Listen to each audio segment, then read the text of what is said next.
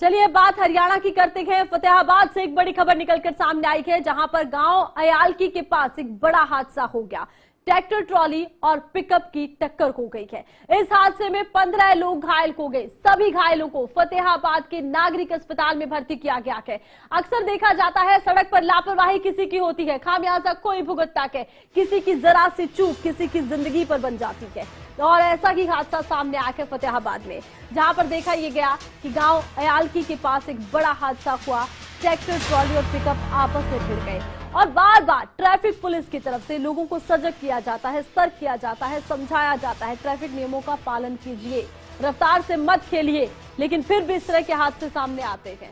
ये हादसे बताते हैं कि जरा सी लापरवाही जिंदगी पर भारी पड़ सकती है।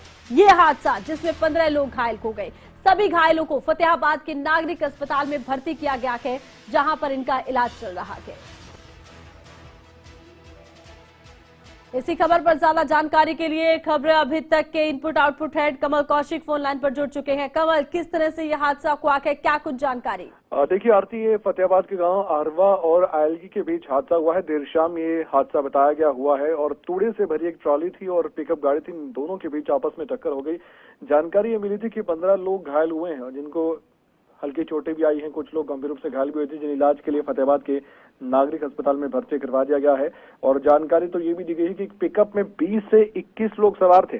बादलगढ़ गांव के रहने वाले गुरचरण सिंह ने ये जानकारी दी है कि वो लोग मजदूरी करते थे, जिस हादसे का शिकार हुए धान की कटाई के लिए फतेहाबाद के खेतों में आए हुए थे और खेत में धान की कटाई के बाद पिकअप में सवार होकर वापस अपने गांव बादलगढ़ जा रहे थे और गांव अयालकी और अहरवा के बीच उनकी गाड़ी के आगे एक तूड़े से भरी ट्रॉली चल रही थी। इसके बाद इसकी चपेट में आए ट्रॉली के चालक ने अचानक से ब्रेक लगा दी, जानकारी मिली थी और पीछे से पिकअप गाड़ी का बैलेंस बिगड़ गया था, अनियंत्रित हो गई, जिसकी वजह से पिकअप में मौजूद सभी लोग घायल बताए गए।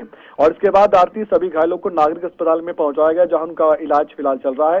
जानकारी मिलते ही सदर थाना पुलिस मौके पर पहुंची थी और मामले की जांच शुरू कर दी गई है। पुलिस ने हादसे का शिकार हुई पिकअप गाड़ी और तूड़े से भरे ट्रैक्टर ट्रॉलियों को सड़क से साइड में करवाया और कब्जे में लिया। ट्रॉली शेलर मालिक ने ये बताया है और सेलर मालिक भी हादसे की सूचना पाकर मौके पर पहुंचा है। उन्होंने कहा कि फिलहाल हम भी पुलिस के संपर्क में हैं और सबसे बड़ी प्राथमिकता जो है कि जो घायल हुए हैं उनका इलाज सही तरीके से होना चाहिए और वो ठीक रहे।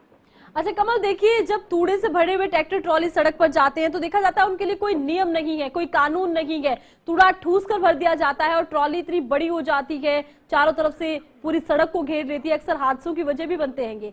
क्या इनको लेकर कुछ नियमों की जरूरत नजर नहीं आती है?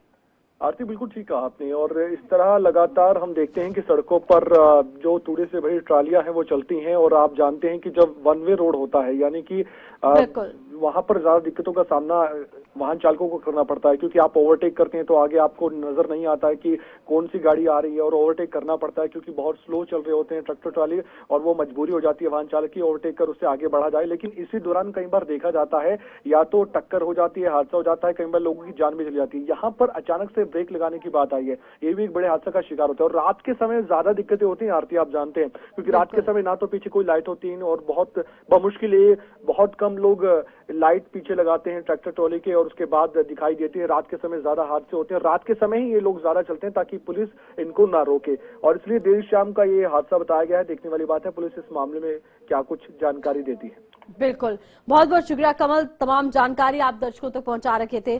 तो देखिए अक्सर हादसे होते हैं, लेकिन हादसों से सबक लेने का एक रिवाज बने ये बहुत जरूरी है देश में, क्योंकि अक्सर इस तरह के हादसे सामने आते रहते हैं। इसमें कम से कम 10-12 लोग घायल हैं और ये लेबर करने के बाद धान की कटाई करने आते हैं डोबा ढाणी में। रोड पे जाते जाते किसी गाड़ी से गाड़ी ट्राली से गाड़ी टकराई है। तो कहाँ का कौन से एरिया के पास टकराई है जी गाड़ी इनकी? ये अपना कौन सा गांव पड़ता है, अयालकी के आगे। तो कितने जने थे जी पिकअप में? जो इसमें थे 20-22 जने। सभी को चोटें लगी हैं जी? ज्यादातर को लगी हैं, 5-7 को छोड़ के।